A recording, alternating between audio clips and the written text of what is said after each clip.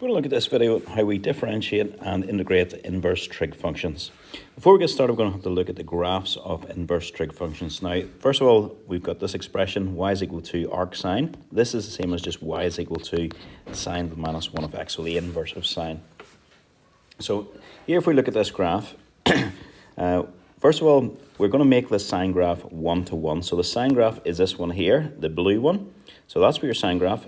And it's 1 to 1 in between minus pi over 2, which is the same as minus 90, and plus pi over 2. So 1 to 1 means one value goes to 1, and only one value on the x-axis goes to 1, and only one value on the y-axis. So you have to have it in that form for it to be 1 to 1. So how you get the inverse graph is you reflect in your line y equals x. So the inverse graph would look like this. So the inverse graph goes from minus 1 to 1 on the x-axis, and it goes from minus pi over 2 to plus pi over 2 on the y-axis. So that's what your graph looks like. It's important we know that. Okay, same idea for your arc cos, and remember what that means. That's just the same as cos to minus 1 of x, and cos is a 1 to 1 function, so it doesn't repeat itself on this range. So from 0 to pi, or that's from 0 to 180 degrees. And then this one I find a wee bit more difficult to remember, but so I would really think of it in terms of the points. So this point here on my x-axis, x is equal to 0, and I had then x is equal to pi over 2, and we had x is equal to pi. There's three key points on my x-axis for this. They now become y points. So when you do your inverse, you're going to have y is equal to 0, y is equal to 0, y is equal to pi over 2, and y is equal to pi. So that's how we sort of work the inverse there on that one. So the x values on those three key points, the x values and y values interchange. So that point here, which has an x value of 0 and a y value of 1, becomes then, I'll do it in green, becomes an x value of 1 and a y value of 0. And then this point as well, which was here, which was a y value of, and that should really be a pi over 2, and an x value of 0, becomes an x value of 0 and a y value of pi over 2. And then this last one here, which has an x value of pi and a y value of minus 1, becomes an x value of minus 1 and a y value of pi. So if you know those three key points, then they just interchange. So that's how you're able to draw your graph of cos to minus 1 of x, or inverse cos, if you would. Okay, and the last one. Okay, now your tan graph. I'm just going to delete the other one here just so we can see it. This is, you can now see this is what your original graph looks like. This is your tan of x graph. So it would have had a vertical asymptote at pi over 2 and minus pi over 2. That's what it would have had. Okay, so then they get flipped around as well. So those vertical asymptotes become horizontal asymptotes. So you've now got horizontal asymptotes at pi over 2 and minus pi over 2. And then it's a pretty easy one to reflect then. So you can see if I just do the original tan graph in blue, you can see how it would, in yellow, and then we can see how it would reflect then if we reflect it. Okay, right, we're going to look now at just the proofs of these and how we differentiate these things. So first of all, it says we want to differentiate y is equal to the inverse of sine of x. So we're going to reverse engineer that one. So if your y is equal to this, that means x is equal to sine of y. So to do this, all we're going to do here is we are going to differentiate this thing with respect to x, both sides. So a wee bit weird the way I've done that there. So differentiate the left hand side with respect to x, you'll just get 1. Differentiate the right hand side. Differentiate sine. First of all, differentiate with respect to y, you'll get cos of y, and then put on dy by dx. That's implicit differentiation. So as we video on implicit differentiation, you may need to go back and watch that. So that's what you have. So that means a wee bit of rearranging then, you're going to get this line. pardon me, your dy by dx then is equal to 1 over cos of y. Now, where does this bit come from then? So we know that sine squared of, we'll write that sine squared of y plus cos squared of y is equal to 1, which means cos squared of y would be 1 minus sine squared, which means cos of y would be plus or minus the square root of 1 minus sine squared. So that's where that comes from. And we know that sine y is the same as x. So that's where this has magically appeared from in this line here. Okay, but we also, so it's got the plus or minus there, but we also know that sine to the minus 1 is an increasing function. So if you look back at your sine to the minus 1, wherever it is, sine to the minus 1, this was this one in red. So I've highlighted it here. You can see it's an increasing function. So it has to be the positive square root. So that's where we arrive at this as our derivative. Okay, very similar for the cos to the minus 1. First thing, you want to let x be equal to, differentiating cos to minus 1, let x equal cos y, and I'll just differentiate that. Differentiate the left-hand side, you'll get 1. Differentiate the right-hand side, you'll get minus sine of y, dy by dx, and then a wee bit of rearranging, you're going to get dy by dx n is equal to 1 over sine y. And again, wee bit of rearranging by your cos squared, sine y is equal to the square root of 1 minus the cos y, cos squared y. So that's what you get. And again, if you look back at your graph, cos of y, cos to the minus 1 is a decreasing function. So where's my graph? There's my cos. You can see it's a decreasing function. Its gradient is negative there. So that means overall this thing here has to be negative. Whoops, I'm on the wrong one. Overall, this thing here has to be negative. So we have to leave it as minus 1 over the positive square root of 1 minus x squared. Okay, and our last one. Again, we're differentiating tan to the minus 1 of y.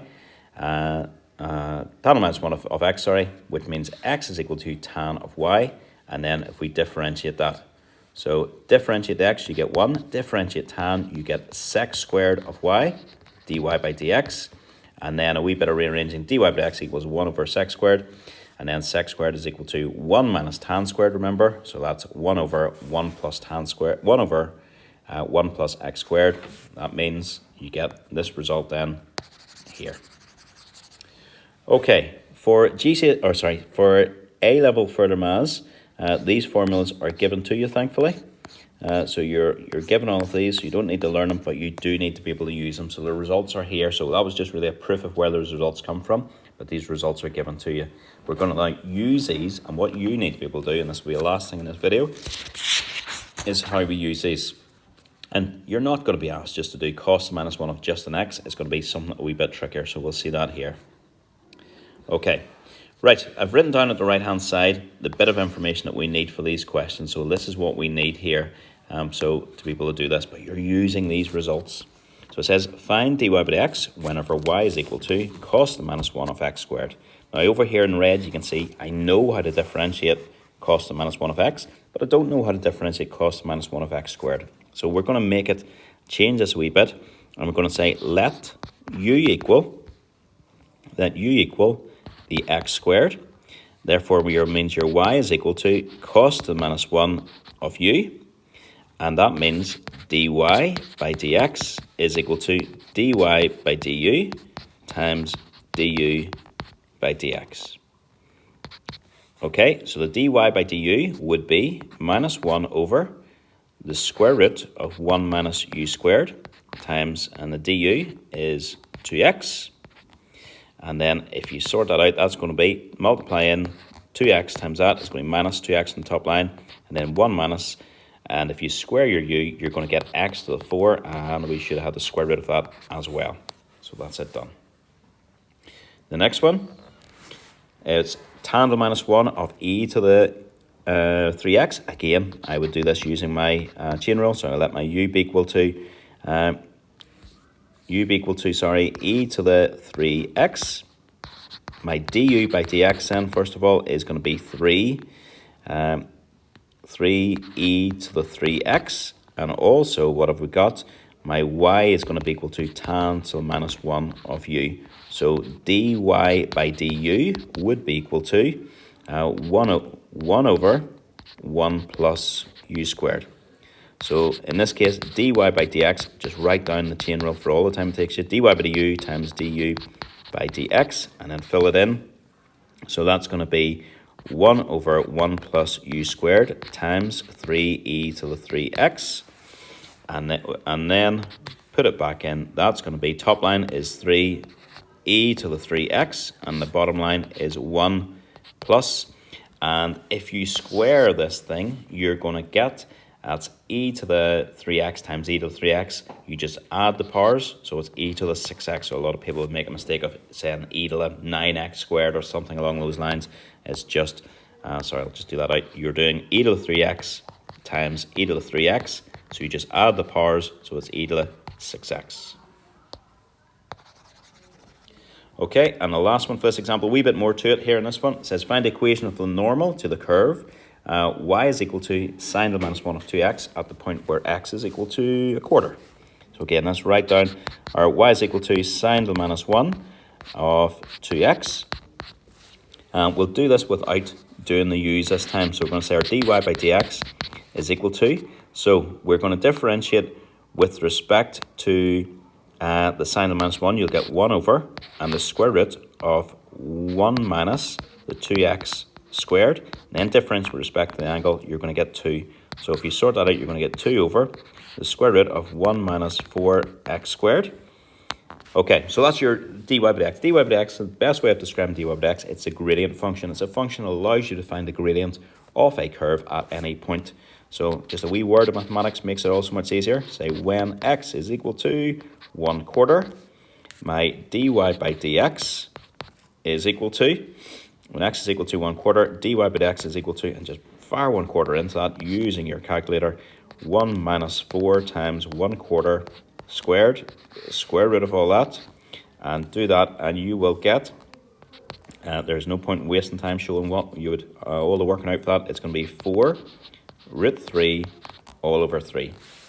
Okay, now remember what the gradient function does. It gives you the gradient of the tangent. So I'd say therefore the gradient of the normal is equal to the negative reciprocal of that. So if you negative reciprocal that thing, so you do 1 over that thing, so I would just do minus, and then it's 3 over 4 root 3, and fire that into your calculator. What it actually comes out as, they will tally it up, they will sort out the square root in the bottom for you. It'll become minus 3 over 4. Okay, so just in case you're wondering where that comes from, just try that on your calculator. Right, so we've got, we're looking for a gradient of normal. Normal will take this form, remember, it's going to be y is equal to mx plus c. We also need to find a corresponding y value. So I'm going to just say when x is equal to 1/4, y is equal to sine to the minus 1 of 2 times 1/4, which is sine to the minus 1 of a half. And when you do that, remember your calculator's in radians mode, you're going to get pi over 6. Okay, so we're now on to the process of finding our normal. The normal so far is y is equal to minus root 3 over 4 times x plus your y-intercept. And then we need to just sub in our values. So this is the way I like to do it. A lot of people like, especially at further maths, like using this. Y minus y1 is equal to m upon x minus x1. And I promise you, if you do it this way, you'll get the same thing. It's just going to be an ugly answer as well, no matter which way you do it. But I do prefer using y is equal to mx plus c. So what have we got? Sorry, where are we? We're now going to sub in the point. And the point we're going to sub in is, my x value is 1/4.